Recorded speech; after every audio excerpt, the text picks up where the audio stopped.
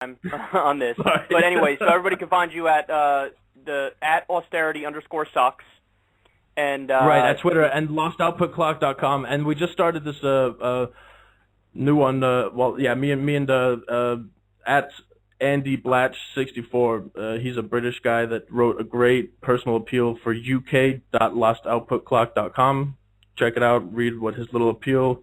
I figured a British guy should write it for the British version because I'm not British, so it makes more sense for him to write it as a personal thing. So that's the new thing that we just started. So okay, great. Now let's get to an area where I think we might have a little bit of disagreement. I know you and I we agree on many things, but this might be one area where we don't. So when it comes to drug policy, tell me if you disagree with me, and if so, why, when I say all drugs should be legalized, taxed, and regulated. Okay. Well, I mean, that's a loaded question in itself, right? I mean, first of all, let's establish the common ground, right? I mean, we both think weed should be legal, and because that's not an area where I don't think it doesn't matter if weed is plentiful and everything. It doesn't pose a public health hazard, really, in terms of the dangers to oneself or to people around them. It doesn't matter if weed is freely available. Right, yeah. Where I think we agree on that, right? I mean, absolutely. So the part where it gets a little hazy for me is the harder drugs. I don't think first of all, I don't think they should be criminalized on the consumption level. So I don't think people should be going to jail or anything like that for snorting coke or doing heroin or whatever. Right. But I do think there's a legitimate public health issue with, not being aggressive in controlling the supply of especially cocaine and heroin. And I mean, if you look, you report a lot on you do a lot of segments on guns and the scourge of guns in the country, right? Correct. But what kills more people than guns?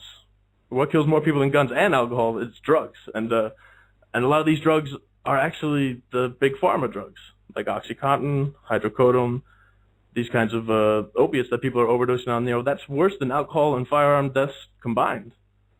So I think the problem, when you adjust the dangers based on how prevalent the use is and everything, the hard drugs really are a serious public health danger. And I don't just mean heroin and cocaine. I mean the big pharma stuff too.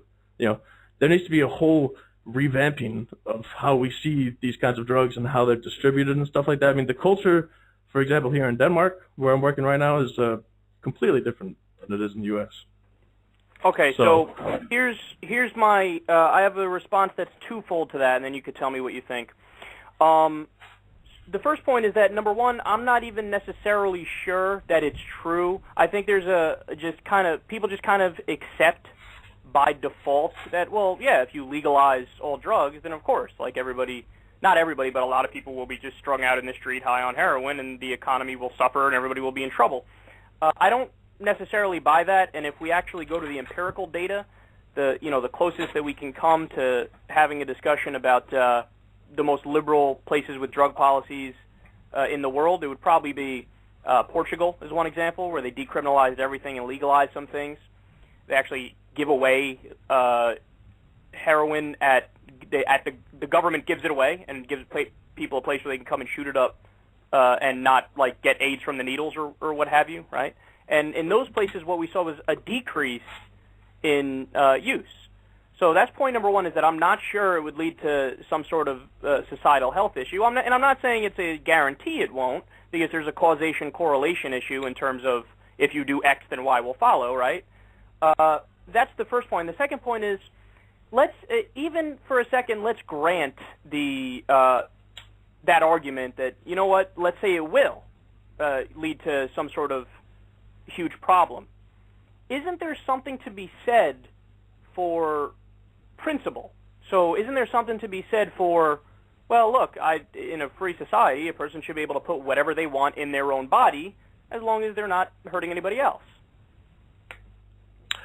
All right, well, I guess to your first point, I don't think that legalizing it will necessarily lead to skyrocketing in use. But I want to establish, I want to make a distinction between legalization and decriminalization, because we don't really have any model for what full-on legalization means. And I mean that in the sense of going to the convenience store and buying yourself a baggie of whatever the hell you want. I mean, that's not a model that we see anywhere. What about old U.S., though, before any of the drug laws in the U.S.? Isn't that a good model?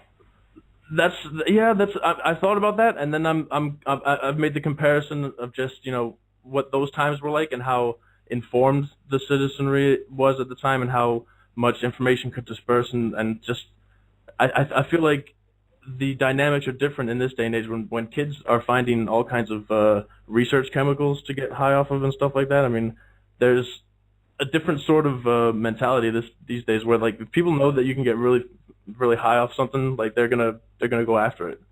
And I don't think that necessarily legalizing it. Yeah.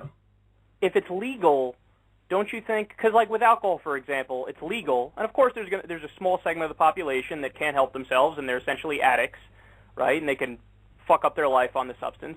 But I don't think that's an argument to take it away from the moderate users, which is a majority of people. And you could also you have a system where you can have education and perfect information as long as these things are in the open, right? So, like with alcohol, there's public campaigns to try to give everybody the facts about alcohol, and of course there's some fear-mongering that goes hand in hand with that as well.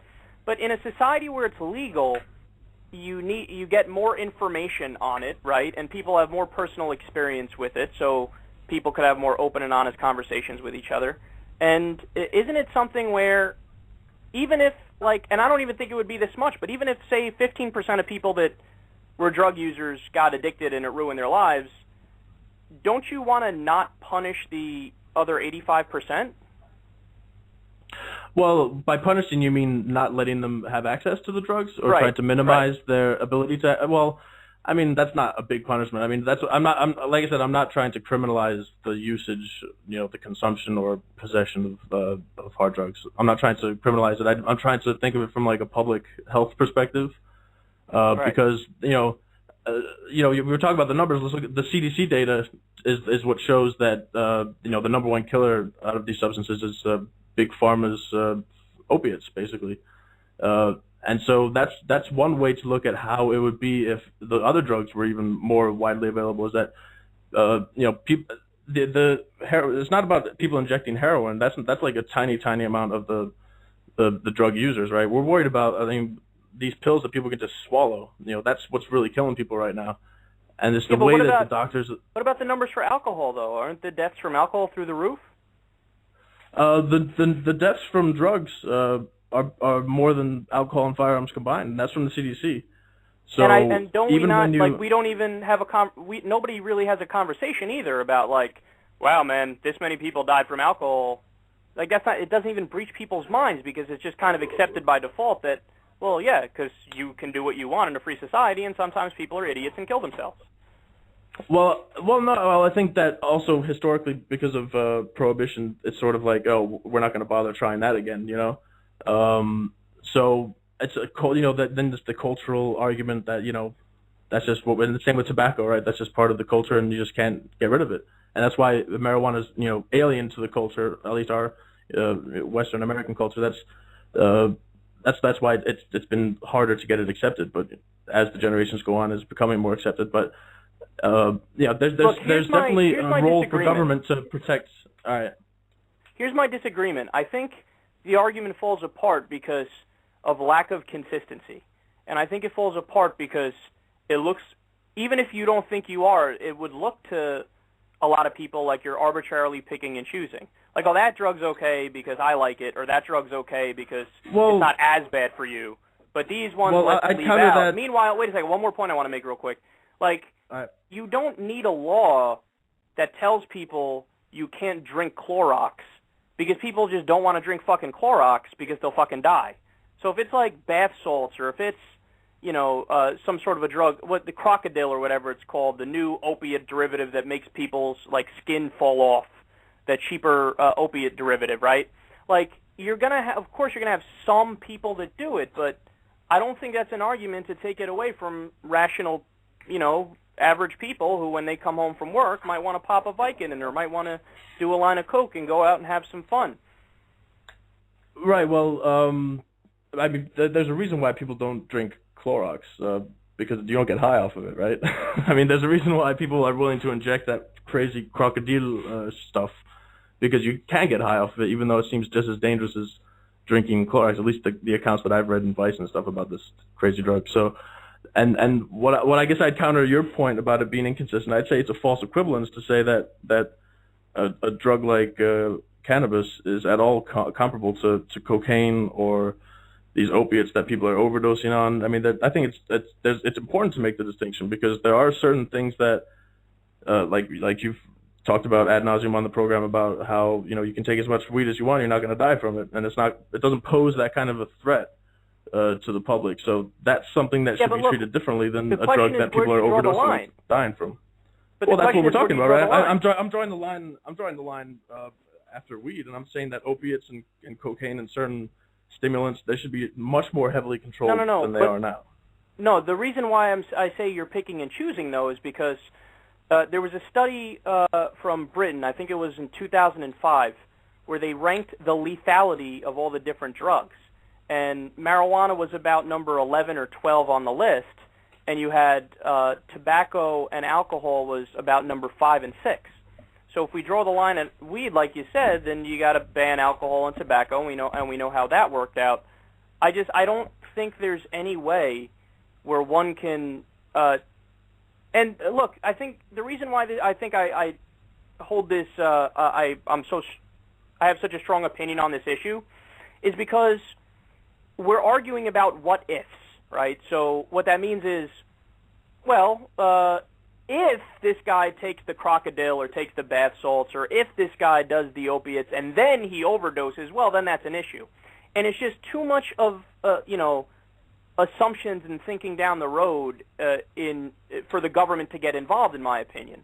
Whereas, but what about the CDC data that brings the red alarm of prescription drug abuse, for example? You don't think that's something that the public should address through the government? No, I don't, and I'll tell you why. I mean, that's it's like saying, well, the number one killer of people is car accidents, so let's ban cars.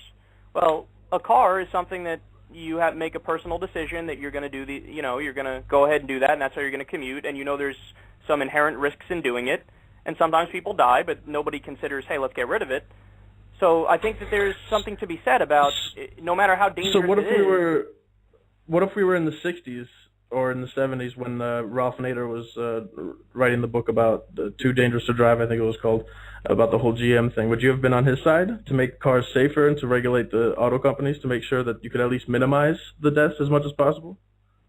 Yeah, I think that there's something. I think that it's certainly possible, especially when it comes to economics and when it comes to people, just the workings of a capitalist system, that you of course you could do tweaks around the edges and safety regulations, no question about that. But what we're talking about is an all-out ban on somebody putting something in their own body. I think there's a big difference. Well, I mean, like I said, I'm for decriminalization. I don't think users of drugs should be punished in any way. Once they start committing crimes to support their habit, they're committing crimes. That's outside of their actual drug use. So I don't want to criminalize the actual use. That's definitely an important distinction, I think, because I know that doesn't work. And the examples that you cite in Portugal, Holland, Norway, these places that have had pilot programs that are very successful, they're decriminalization success stories, not legalization success stories, in my view. So what would you force people to go to therapy, or would it be a fine, or what would it be? No, well, nothing for use, right? Just dealing with it in the public health. You offer rehab to people that need it as a public health service, and you set up an institution, and you get a bunch of people that have jobs to help support their fellow citizens. Oh, so we don't even disagree then, because of course I think. Well, yeah, we disagree because. Yeah, but the thing is that I don't think it should be. When you say legalization, you mean that people should be able to buy a baggie in the convenience store, right? And right, yeah. And I don't think it should be. I think the availability should be restricted. I think the government should crack down on drug importers and stuff, and make sure that if you can get your hands on coke, good luck, take it. But let's try as a society to limit the. Yeah, but there's also another practical. But that there's another practical issue with that, which is that how you can efficiently make sure it's safe and regulated if it can only be bought on the black market. I mean, that's why people during Prohibition, they died when they drank alcohol, hard liquor, because it was made in bathtubs with toxic chemicals. Absolutely, and you have a good point there, because that is a paradox in my reason, at least. But I think that it's because you can't actually make the stuff, the harder drugs in your own. I guess with Crocodile you can, but it's more difficult to make it on your own. So maybe the imported drugs like heroin and cocaine, you just do your best to control it. And all right, man. Chris, tell everybody where they can find you one more time. I'm on Twitter at austerity_sucks, and you can go to lostoutputclock.com if you want to show your debt fear-mongering friends another look at the economy. All right, wonderful. All right, man, thanks for joining me, and we'll talk to you again soon.